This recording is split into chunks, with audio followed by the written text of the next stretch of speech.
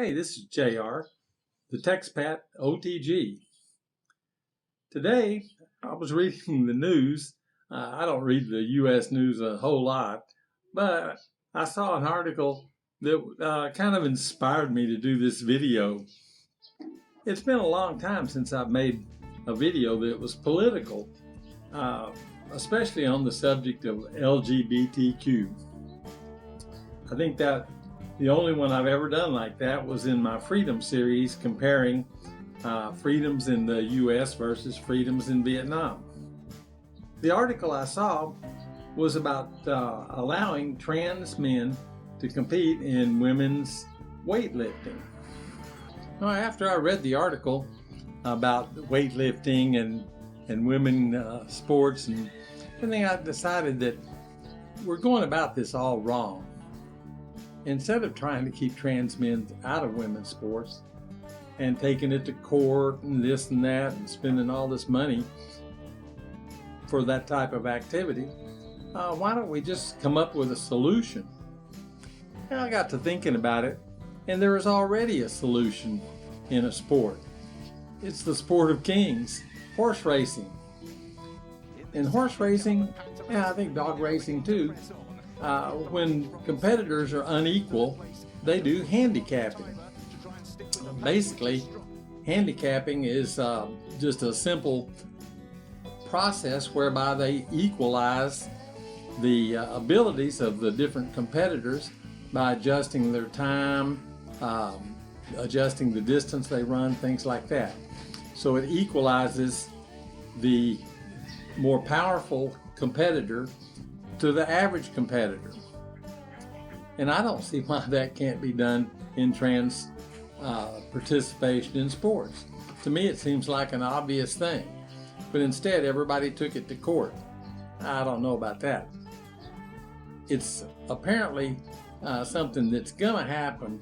The trans men are gonna be able to compete in sports with women, and since it doesn't look like we're going to get around it, I think a solution is probably the best idea.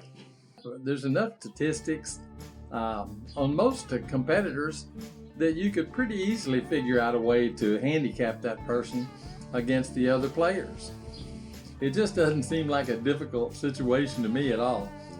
Of course, I'm not into professional sports or college athletics or anything like that, and probably am not the best source of information for that kind of stuff either.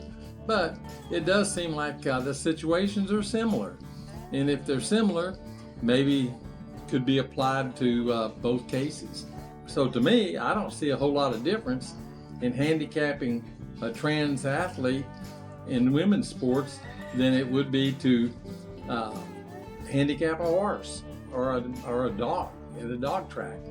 I don't see any difference. To me, it's the same process, and just needs to be tweaked a little bit and applied to the current situation.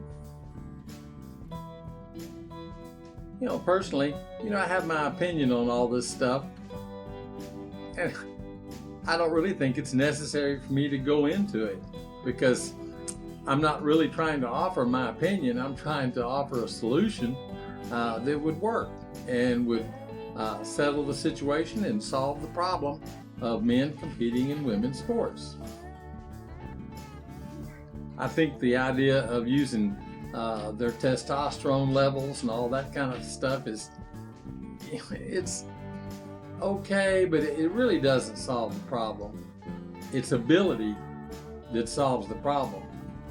The only way you're going to be able to make it fair is to adjust what people can do and what they can accomplish based on their abilities and not their testosterone. I mean, it's possible that you could have a big gal that's 200 pounds and can lift a lot more than a man that's 160 pounds. So, you have those kind of things, and you need to level it out. Let's consider solutions. This may be a good one. It may be an awful one. You can let me know in the comments below. I do think that solutions are better than fighting and fussing and setting court dates. that really never gets anybody anywhere, and it just goes on forever. So let's think of a solution that works. If mine won't work, maybe somebody else's will. This is JR, the TechSpat on the go, trying to stay out of politics, but got some inspiration today and decided to make this video. Thank y'all for watching.